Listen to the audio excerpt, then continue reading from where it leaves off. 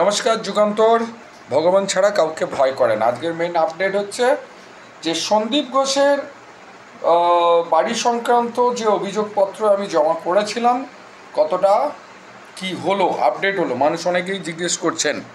তো আমার মনে হয় যুগান্তর এমন একটা প্রতিবাদের ভাষা বলতে পারেন, এটা তো আমার তৈরি নয়, এই স্বাধীনতা সংগ্রামীদের তৈরি, অরবিন্দ ঘোষের তৈরি বলতে পারা যায়। One of the founder member ছিলেন এই যুগান্তর। তো সেই সময় স্বাধীনতার লড়াই লড়েছে, আর এখন আমরা করছি চিত্ত স্বাধীন হওয়ার লড়াই।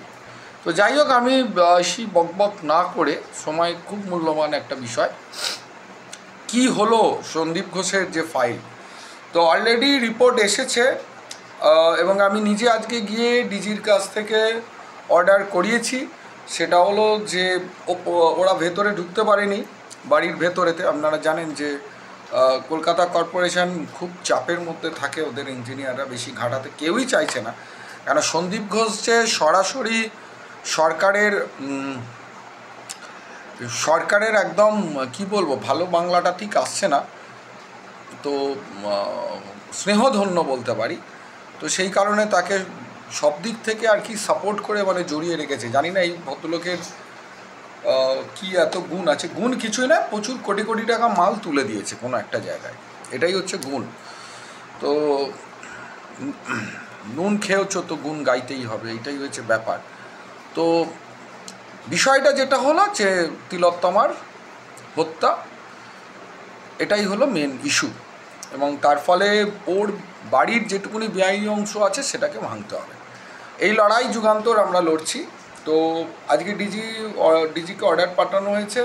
বাড়ির ভেতরের অংশটা দেখা যায়নি, দেখা গেছে ওপরের যে পারগোলা অংশটা ও স্যাংশন নেয়নি, কিন্তু ভেতরেতেও অনেক বেআইনি আছে, যেটা আগে একটা নোটিশ হোক, পরবর্তীকালে আবার একটা নোটিশ হবে।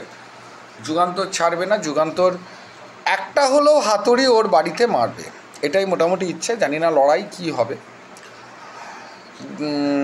কালকে মোটামুটি বোঝা যাবে যে ফাইল রিপোর্ট হয়ে যাওয়ার পর ডেপুটি থেকে অলরেডি আবার ডেসপ্যাচে এসেছে বড়ো তিনেতে যাওয়ার পর ওর নোটিশ হবে। নোটিশটা 408-এরই নোটিশ, অর্থাৎ ভাঙায়ের নোটিশই হওয়া উচিত।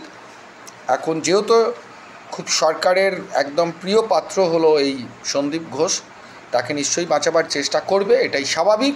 এটাকে জেনে, এটাকে ধরেই স্ট্র্যাটেজি তৈরি করতে হবে, যে মেন উদ্দেশ্য হলো যে ওর বাড়ির বেআইনি অংশটাকে আঘাত করা।